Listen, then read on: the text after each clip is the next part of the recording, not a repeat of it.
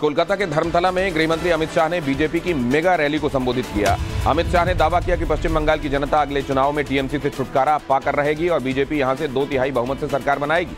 गृहमंत्री ने हिंसा और तुष्टीकरण के बहाने ममता बनर्जी पर तीखे वार किए। अमित शाह ने रैली में महुआ मोइत्रा के पैसे लेकर संसद में सवाल पूछने के मामले का भी जिक्र किया। उन्होंने कहा कि टीएमसी सांसद ने संसद की गरिमा तक को ताक पर रख दिया।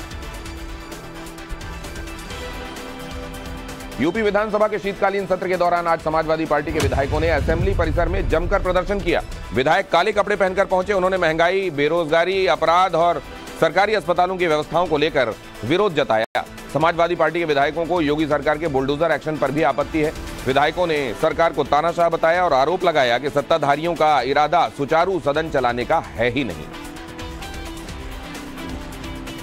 दिल्ली नगर निगम की बैठक में आज जोरदार हंगामा हुआ। बीजेपी के पार्षदों ने प्लेकार्ड लेकर स्टैंडिंग कमेटी के गठन की मांग को लेकर हल्ला बोल दिया। जैसे ही सदन की कार्यवाही शुरू हुई, बीजेपी और कांग्रेस के पार्षदों ने हंगामा मचाना शुरू कर दिया। हंगामा इतना बढ़ गया कि पार्षद मेयर की सीट पर जा पहुंचे। यहां देखिए जरा इस हंगामे को। हालांकि उस वक्त मेयर अपनी सीट पर मौजूद नहीं थी।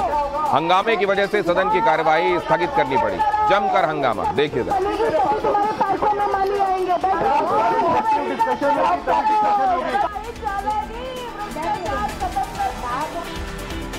और अब तेलंगाना में वोटिंग का काउंटडाउन स्टार्ट हो गया है। कैसी है वहां की फिजा? तेलंगाना में कल वोट डाले जाएंगे। राज्य में 119 विधानसभा सीटें हैं, जिसके लिए 2290 कैंडिडेट चुनावी मैदान में ताल ठोक रहे हैं।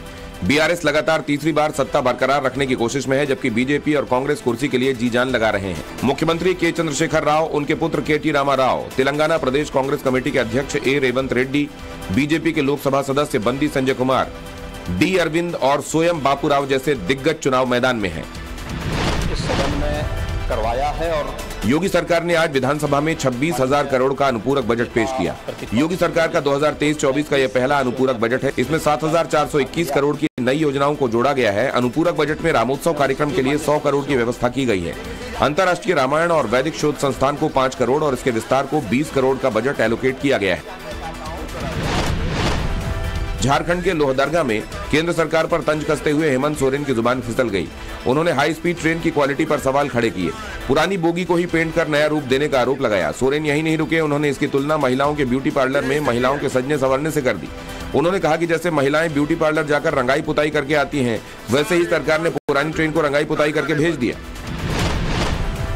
केरल सरकार बनाम राज्यपाल मामले की आज सुप्रीम कोर्ट में सुनवाई हुई। सुनवाई के दौरान सुप्रीम कोर्ट ने केरल के राज्यपाल पर सवाल उठाए और कहा कि 2 साल तक वो बिलों को लेकर क्या कर रहे थे। केरल सरकार और राज्यपाल के बीच इस बात को लेकर विवाद था कि 8 लंबित विधेयकों में से राज्यपाल ने बगैर कोई कारण बताए 7 विधेयक राष्ट्रपति को भेज दिए थे, लेकिन इसके लिए कोई वजह नहीं बताई गई। इसी को लेकर केरल सरकार ने सुप्रीम कोर्ट का दरवाजा खटखटाया और दखल की मांग की।